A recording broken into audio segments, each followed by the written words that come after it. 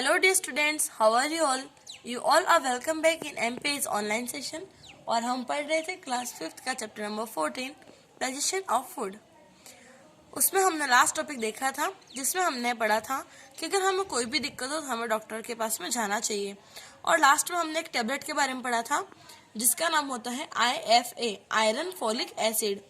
ये टेबलेट जो होती है वह किसी इंसान के अंदर अगर एनीमिया हो जाता है, उसको आयरन की कमी हो जाती है तो उसको डॉक्टर प्रिस्क्राइब करता है। अगर आपको ऐसा लगता है कि आपके अंदर ये सिम्टम्स हैं जो कि हमने पढ़े थे, वीकनेस, उसके बाद में हेडेक होना, डिजीनेस, डैमेज हेयर या फिर डैमेज स्किन, ये सब अगर आपके अंदर सिम्टम्स है तो हो सकता है कि आपको एनीमिया हो, तो आपको डॉक्टर को बताना चाहिए। आज हम पढ़ेंगे फूड ग्रुप। देखते हैं ये क्या होता है। The key to healthy eating is to eat a variety of nutritious food। अगर आपको हेल्दी रहना है तो हेल्दी रहने का सबसे आसान तरीका है कि आप न्यूट्रियस फूड खाओ, मतलब आप ऐसा खाना खाओ जिसके अंदर अलग अलग तरीके के न्यूट्रिएंट्स हो। We should eat foods from all food groups to get all the nutrients. अब जैसे अगर आपको कोई एक ही चीज पसंद है खाने में और आप रोज के रोज वही चीज खा रहे हो तो उसके अंदर सिर्फ एक ही न्यूट्रिएंट मिलेगा आपको। हो सकता है कि उसके अंदर केवल फैट्स हो या फिर केवल विटामिन हो, लेकिन हमारी बॉडी को प्रोटीन्स, मिनरल्स, कार्बोहाइड्रेट्स सारी चीजें चाहिए। तो हमें ऐसी चीजें खाते रहना चाहिए। मतलब हर रोज हमें खाने, जैसे कि आज आपने दाल खाई है तो कल आपको, जैसे कि सुबह हम क्या करते हैं, हमारा खाना हालांकि वैसा ही होता है, हम सुबह नाश्ता करते हैं, फिर दोपहर में हम दाल खाते हैं, रात को हम सब्जी खाते हैं। तो ऐसे अलग अलग खाना होना चाहिए, रोज एक ही खाना नहीं खाना है। इसका मतलब ये नहीं कि आप मम्मी को अब रोज फरमाइश करने लग जाओ, हमारे मैम ने कहा है आज गुलाब जामुन बना दो, कल रसगुल्ले बनाना, तो ऐसा नहीं। इसका न्यूट्रिएंट मतलब हेल्दी फूड खाना है, ठीक है।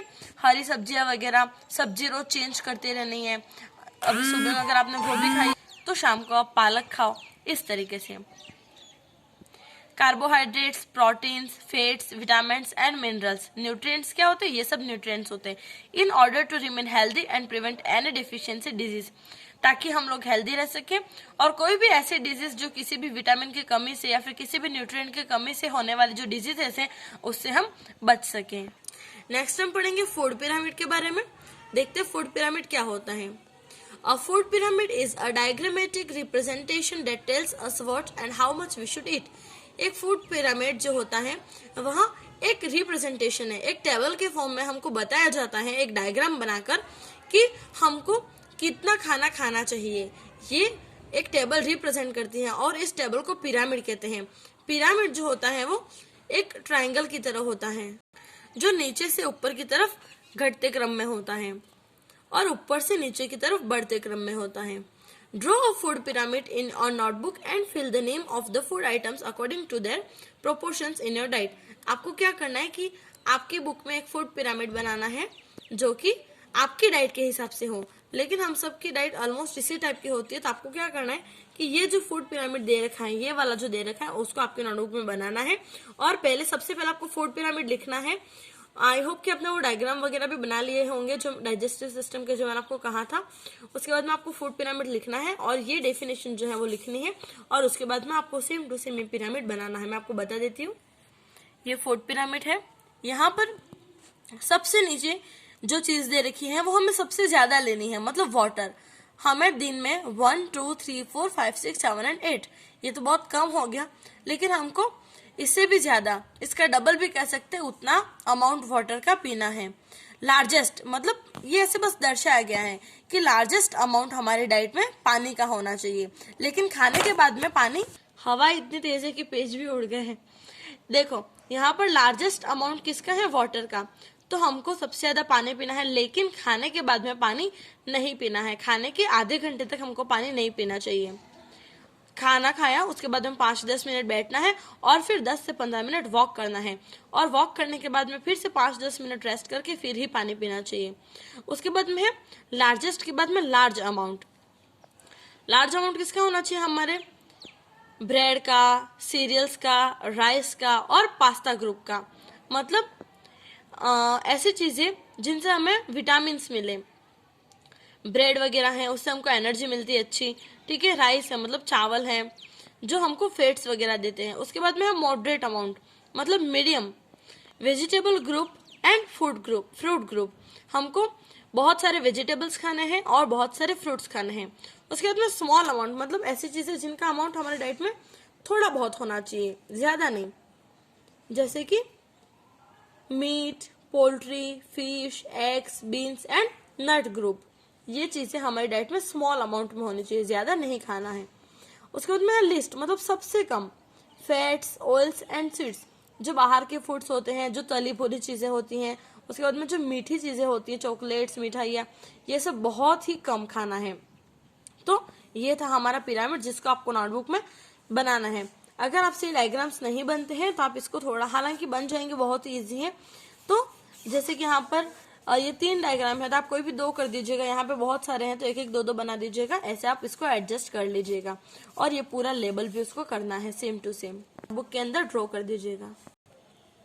नेक्स्ट है कंट्रोल ऑफ वर्म्स, मतलब जो वर्म्स होते हैं, कीड़े वगैरह होते हैं, उनको कंट्रोल कैसे करें। There are many worms that live as parasites in the stomach. ऐसे बहुत सारे कीड़े होते हैं जो हमारे पेट में पैरासाइट्स की तरह रहते हैं। पैरासाइट्स मतलब क्या होते हैं, ऐसे जीव जो दूसरों के ऊपर जीते हैं।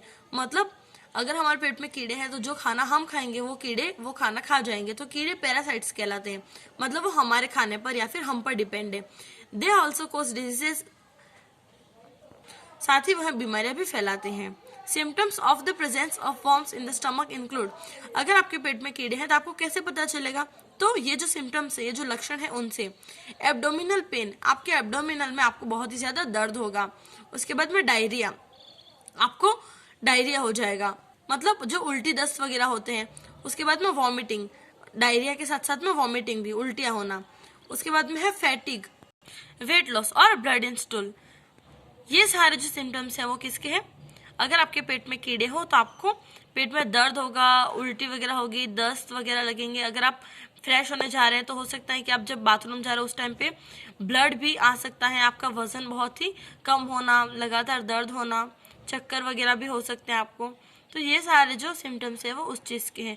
The eggs of such worms live in the soil, ऐसे जो वर्म्स होते हैं उनके जो अंडे होते हैं वो मिट्टी के अंदर रहते हैं। They enter our body through unwashed veggie, अगर आप बिना धोए हुए वेजिटेबल्स और फ्रूट्स खा लेते हैं या फिर कंटामिनेटेड वाटर, मतलब जो दूषित पानी है वो पी लेते हैं, या फिर गंदे हाथों से, डर्टी हैंड्स, या फिर अगर आपके नेल्स बहुत लंबे लंबे हैं और अगर आप नंगे पांव वगैरह चलते हैं, तो इन सारी चीज़ों से आपके खाने में या फिर है ना किसी भी कारण से वेजिटेबल्स वगैरह नहीं धोई हैं, ऐसे ही चल रहे हो, तो वो कीटाणु आपके हाथों पैरों में लग जाते हैं और फिर वहां से हमारे बॉडी के अंदर आ जाते हैं।